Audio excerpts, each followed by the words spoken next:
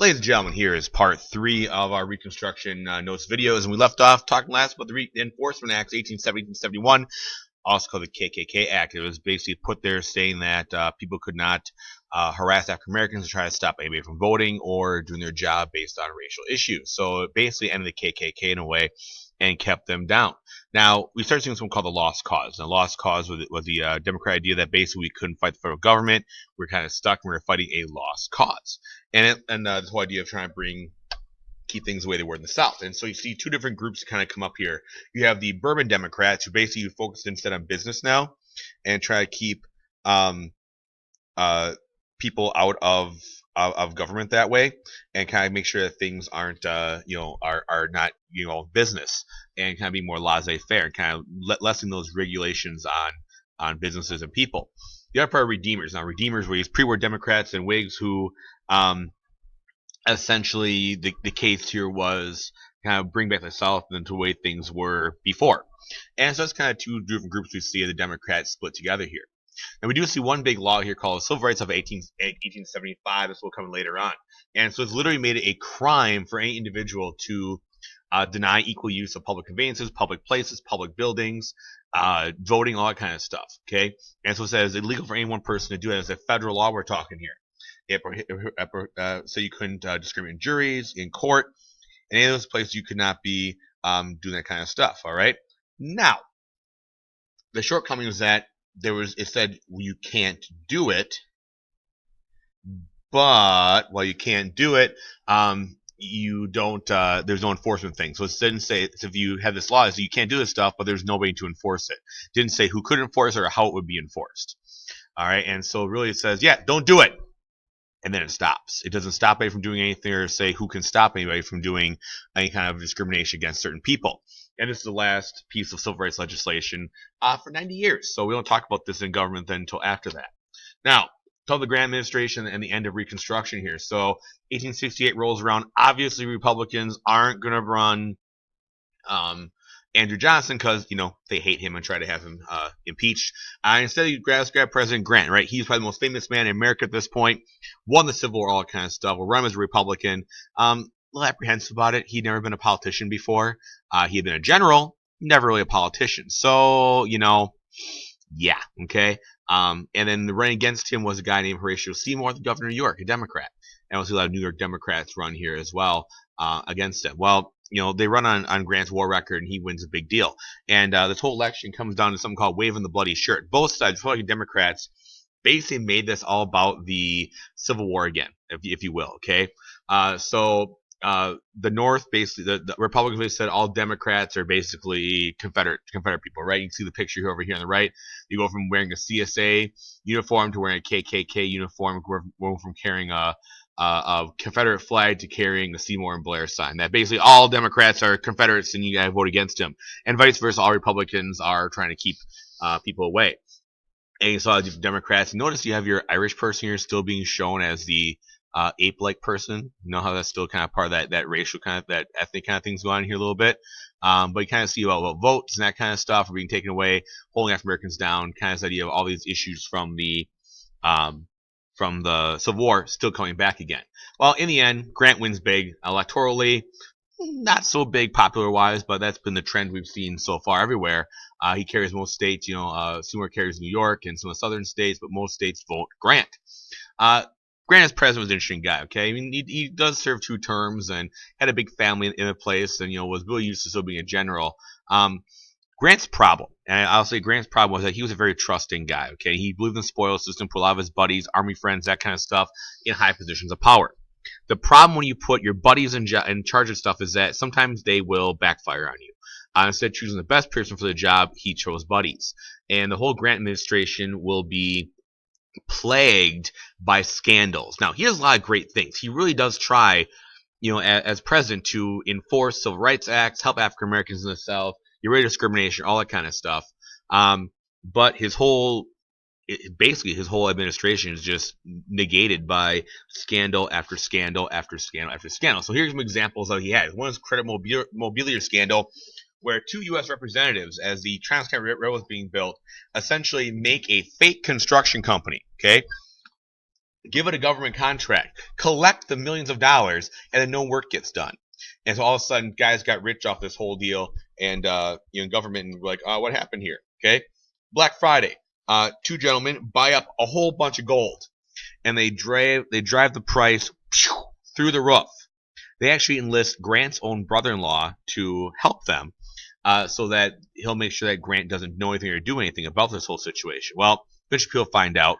Grant sells off a whole bunch of gold, like $4 million worth of gold, and everybody who holds gold loses their shirts, and it throws the economy into a tailspin. Um, and I mean, Jelly Gould and those guys who are bought this gold up still lost their money, but so a lot of other people as well. You have the whiskey ring. There were taxes on alcohol and whiskey, federal taxes on alcohol and whiskey. Um, and one of the problem was that the people that were putting the tax were taking kickbacks from the companies. The Indian ring. If you wanted to do trade on Indian reservations or in Indian territory, you'd have a special license. And so those who were getting licenses were giving kickbacks and paying bribes and stuff out to those who were trying to get those licenses in Indian territory. And eventually all this stuff gets made very public. Ends up being a huge deal against the Grant administration. And as he's the guy on top, he gets blamed for everything because he put people in position of power and he's not regulating stuff and making sure that these problems aren't actually going down. You had the Tweed ring in New York City, which is basically William Marcy Tweed was the Republican in charge of New York City and ran what's called a Tammany Hall political machine, where he basically controlled a lot of housing, construction projects, got a lot of money paid out for these, government money paid out for these, and then pocketed all the money and got rich and fat off of it. Thomas Nass, we'll talk about him later on, talk about the progressive era as part of our next unit, but does a lot of cartoon stuff, kind of shows guys big fat cat who's watching the ballots, rigging elections, all that kind of stuff so he can stay in power, all his buddies stay in power, and then they make sure they get rich through government contracts and that kind of stuff. And the big question always is, who'll steal everybody's money? Notice your Irish person over here still seen as the monkey person, okay? But who stole the money, and we really can't place it because the money changed hands to different companies and people, elected officials, and everyone's getting ripped off, and there's a lot of corruption and scandals that are going on during this time. Here's the election of 1872, and the Democrats run a dude named Horace Greeley, who is seen as this old fool and kind of a crank and a drunk and all that kind of stuff. Whole other story. But they run on that Grant is a bad president, all these different scandals he has, and so he ran about state riches and KKK and Tammany and just all the different things for Grant and how his scandals are terrible. Problem is the guy that run Horace Greeley is just kind of crazy, right? And he loses the election. He actually dies less than a month after the election's done. Greeley dies, and so in this election again, once we see a huge win for Grant in terms of the electoral college vote, and even in terms of the popular vote, is still pretty big too. You kind of see in the South where people vote for him, you kind of see Grant being the blue, Greeley being the purple, and it depends on where you are, where your population is, you kind of see how the votes go each side, with the African American vote coming out really helping support Grant versus anybody else. Now it comes to the PAM 1873, which was a question of this money question, right? And a lot of the big problem was you had these greenbacks. So greenbacks were money paid out to Civil War veterans, right, to have specie, that kind of stuff. And people were using these greenbacks, right, to kind of basically drive up the price of money. It's very inflationary policies, drive prices up, and use these greenbacks for loans and buying land and speculation, all that kind of deal. A lot of people say we should have hard money. Instead of using paper money, we should use gold and silver. And when people invest a bunch of money in a railroad deal going across the country, a firm called Cook & Co., they had declared bankruptcy. And when this big banking firm lost all their money on this investment, this railroad, they went bankrupt. All their investors lost their money. A bunch of other smaller banks started to close. Market plummets. And for a couple years, about 6 years or so, we have 6 years of recession/depression happening in America. So a lot of people are unemployed. Thousands of people are out of work. The stock market crashes, all because of bad investments happening and this question of greenbacks and how we're making things work. Now, to try and fix part of it, they do the Specie Redemption Act, which basically says we're going to trade in our greenbacks for coins. And a bigger question comes up if we use gold or silver money as well, which will come later on. And so we have the Greenback Party, which says, we should, utilize paper money, or do use gold and silver as our currency. And as we start looking at this big debate, which we'll look at next unit, in terms of what should our money be, gold and silver, just gold, or paper money. And it's really seeing this redeemer Democrats, right? So all these problems are happening, right? Economic problems, scandals, all kind of deal being blamed on Republicans, right? And so a lot of these Southern Democrats want to reestablish the idea of the old South, get rid of all the carpetbaggers, get rid of the scallywags, and kind of rise again. And so you see Democrats really kind of throw Republicans on the bus and saying, look, Republicans are in charge. We have scandals and problems. Let's put Democrats in charge. Now, going forward, we have some legal issues here, too, going on, okay? And a big legal issue is called the Slaughterhouse case. And so this is 1873, and we're going to see the legal issues really take the civil rights laws and put them in the toilet, if we will, okay? So the Slaughterhouse case were from New Orleans, where a law was made that made New Orleans butcher shops and slaughterhouse all go south of the city. It was a state law. Well, this put a lot of butchers out of business, and they sued, saying it wasn't fair, and that they have a right to place their business where they want to put their business and not lose their business. Well, through a very narrow definition of the 14th Amendment, the Supreme Court basically said that there is both national and state citizenship, and that national citizenship only incurs you certain rights, and state citizenship gives you your personal rights.